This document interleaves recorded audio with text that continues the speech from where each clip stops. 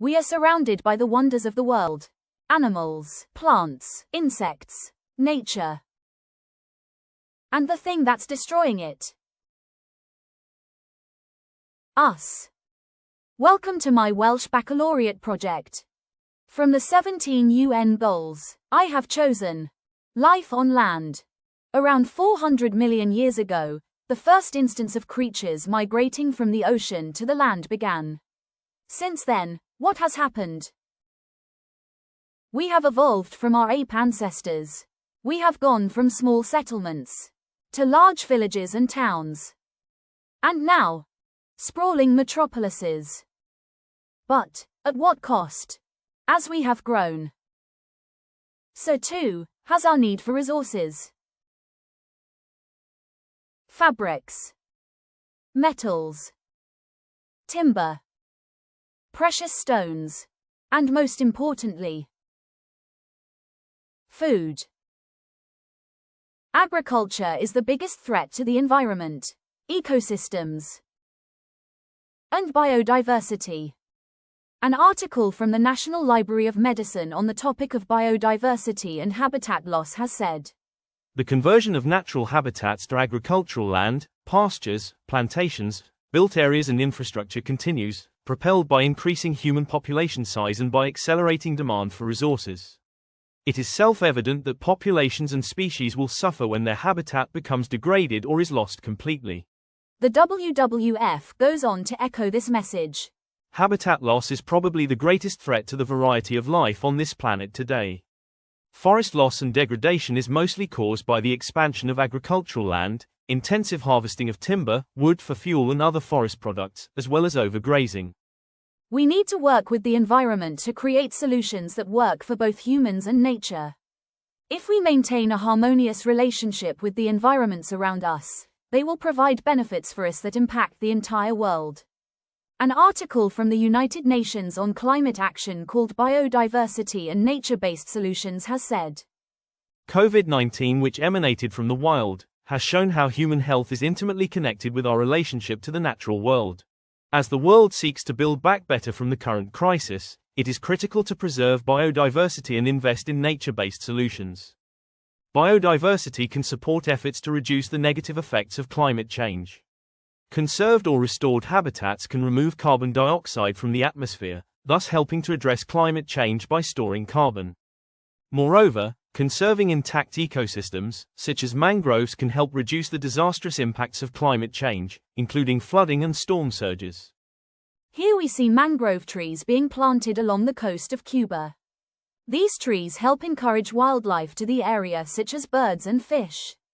They also act as a natural flood defense by stopping waves and storm surges. There was a restoration project that took place to renew the Firth of Forth, an estuary in Scotland. This project was called Restoration Forth. Restoration Forth is a major marine restoration program working with communities to restore seagrass habitats and European flat oyster populations in the Firth of Forth. By 2026, we aim to trial seagrass restoration across 4 hectares and return 30,000 oysters to the Firth of Forth. We also aim to influence government policy to boost restoration efforts across Scotland. A combination of both WWF employees and volunteers from the local community have made this project possible. 1,065 volunteers from local communities participated in 384 Restoration Forth events. A local community group called Edinburgh Shoreline has assisted with the project. On the subject of seagrass and oyster restoration, a spokesperson from Edinburgh Shoreline has said, together they provide refuge to many animals, protect coastlines and remove pollutants from the water. Here we see oysters being deposited in the Forth, and the monitoring of the restoration progress. Here are some facts about the progress made by Restoration Forth. 30,638 oysters introduced to the Firth of Forth. 85% oyster survival rate shown through recent monitoring. 156,000 seagrass seeds were planted in the Firth of Forth, which were harvested from Orkney and the Moray Firth. 880 seagrass cores were transplanted at beaches around the Firth of Forth, which are showing positive results so far. We need more projects like this one that reintroduces wildlife that has been lost from certain areas. The more we delay and do nothing, the more wildlife becomes lost to history. Extinction is a very real threat to many different forms of endangered wildlife. When it comes to classification of endangered species, there are several categories. Least concern, for example, the Arctic fox. Near threatened, the plains bison. Vulnerable, African elephant. Endangered, the tiger. Critically endangered, the orangutan. Extinct in the wild, scimitar horned oryx.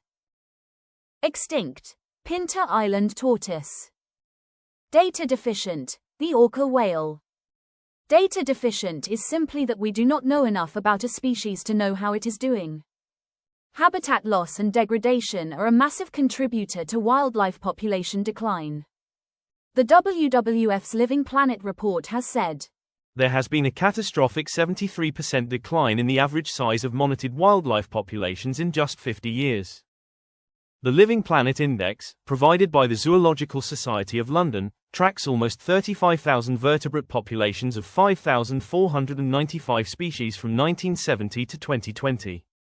The steepest decline is in freshwater populations, 85%, followed by terrestrial, 69%, and then marine, 56%. Habitat loss and degradation and overharvesting, driven primarily by our global food system, are the dominant threats to wildlife populations around the world, followed by invasive species, disease and climate change. One of the species that is feeling the anthropogenic pressures more than most is the African forest elephant. They are known as the mega gardeners of the forest. Their habitat is the dense tropical forests of the Congo Basin. They can grow up to 10 feet tall, slightly smaller than their cousin, the African savanna elephant. And they can weigh up to 5 tons. That is as much as a family car. But these beautiful creatures are now classed as critically endangered. But why?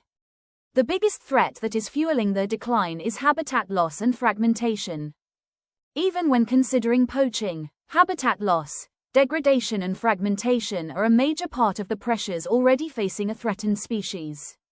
A paper published on the National Library of Medicine has said, human pressures have accelerated over the past 50 years, with major threats including habitat loss caused by land conversion to sustain growing human populations, and the commercial trade in elephant parts.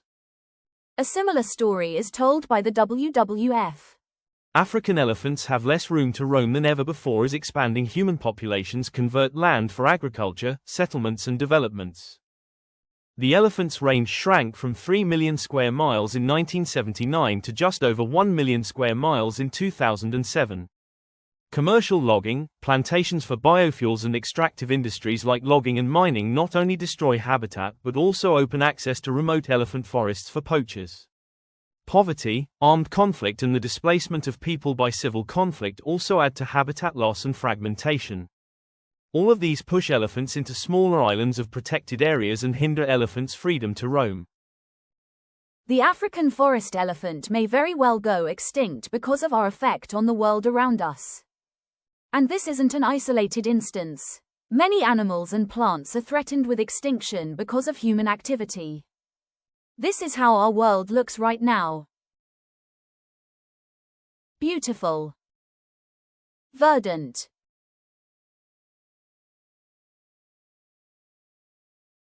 But if we don't change and work with nature, this is our future.